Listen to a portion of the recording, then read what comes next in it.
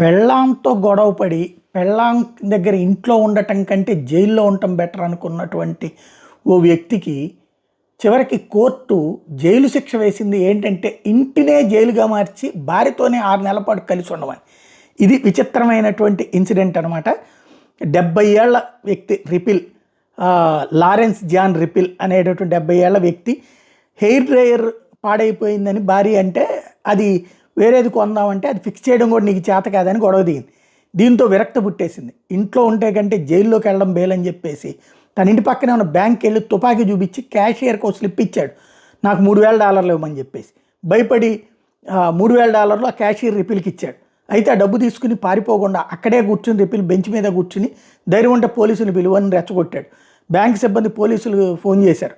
పోలీసులు వచ్చి రావడంతోనే వాళ్ళని తన దగ్గరికి పిలిపించి మీరు ఎతుకుతున్న వ్యక్తి నేనే అంటూ పరిచయం చేసుకుని తన మీద కేసు పెట్టమని చెప్పి జైలు వేయమని అడిగాడు. పోలీసులు కేసు పెట్టి కోర్టు ముందు హాజరుపరిస్తే కోర్టులో తను ఎందుకు ఈ పని చేశాడో చెప్పాడు.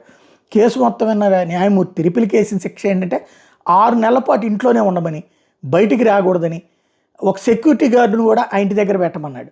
ఇప్పుడు ఇది దారుణమైన శిక్ష అంటూ బాధపడ్డం అన్నటువంటిది అతని వంతయిందనమాట.